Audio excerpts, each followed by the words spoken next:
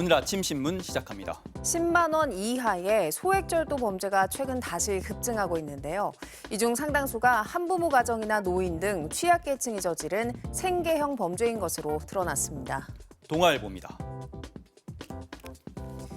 경찰청에 따르면 지난해 10만 원 이하의 소액절도 범죄 발생 건수는 10만 7천여 건으로 5년 새 2배 이상 급증했는데요.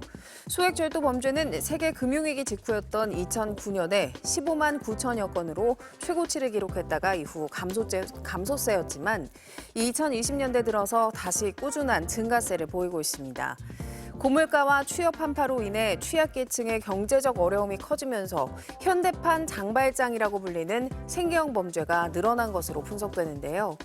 지난해 말 관악구에 사는 한 여성은 라면과 통조림 등 생필품 10만 원어치를 훔쳤는데 알고 보니 직업 없이 홀로 아들을 키우고 있었습니다.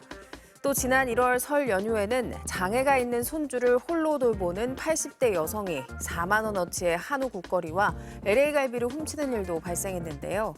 전문가들은 소액절도 범죄를 단순히 범죄로 대응하기보다는 사회 안전망 강화에 힘써야 한다고 강조했습니다. 다음은 한국일보입니다. 제21대 대통령 선거일이 오는 6월 3일로 정해지면서 축제 등 각종 봄 행사를 연기하거나 중단하는 지자체가 잇따르고 있습니다. 공직선거법 제86조에 따르면 선거 60일 전부터 자치단체장이나 공무원이 행사를 개최하거나 후원할 수 없도록 규정하고 있기 때문인데요. 대선일이 불과 56일 뒤라서 이 조항은 바로 적용됩니다. 위반 시 경우에 따라 직위를 상실하고 피선거권도 박탈될 수 있다 보니 지자체에선 보수적으로 판단해 행사를 연기하거나 중단하는 건데요. 전남도는 올해 22개 시군을 차례로 돌며 지역민과 대화하는 정책 비전 투어를 중단했고요. 제주도는 이달 초 개최하려던 국제2 모빌리티 엑스포를 대선 이후인 7월로 넘겼습니다.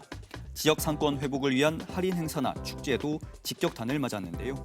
경기도는 오늘 19일부터 개최 예정이던 경기 살리기 통큰 세일을 6월 이후로 연기하기로 했습니다. 이어서 세계일보입니다.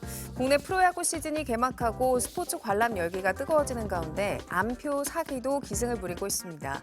문화체육관광부가 운영하는 안표 신고센터에 따르면 지난해 8월 기준 안표 신고 건수는 5만여 건으로 4년 전에 비해서 8배 이상 급증했는데요. 안표 사기는 주로 온라인에서 구매자에게 티켓값만 받고 잠적하거나 가짜 티켓을 보내는 등의 방식으로 이뤄지고 있습니다. 배구팬인 한 여성은 김연경의 은퇴 경기를 보기 위해 SNS에 표를 구한다는 글을 올렸고 누군가 티켓을 팔겠다는 연락이 와 정가보다 2배 넘는 값을 송금했는데요. 하지만 판매자는 잠적했고 끝내 티켓을 받지 못했습니다.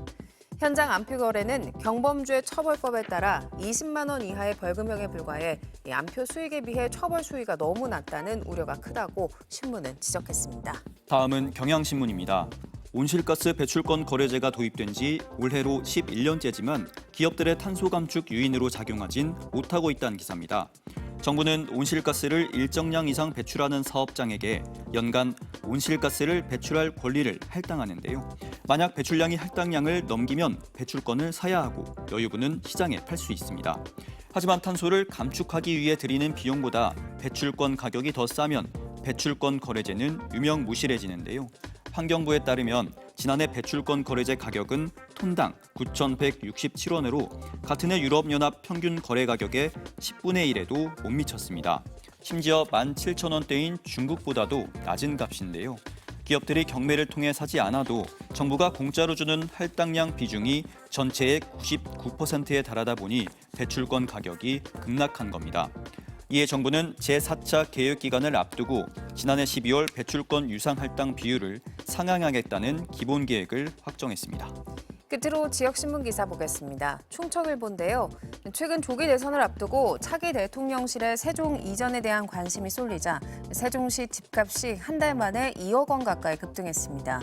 세종시의 집값 상승률은 2021년부터 상승세가 주춤하다가 2023년에는 마이너스 20%대로 급락했는데요. 강력 대권 주자로 꼽히는 이재명 더불어민주당 대표가 세종시 행정수도 이전을 재추진하자 세종시 아파트 시장도 들썩였습니다. 아파트 거래량도 300건대였던 2월과 달리 3월에는 680여 건으로 크게 늘었는데요.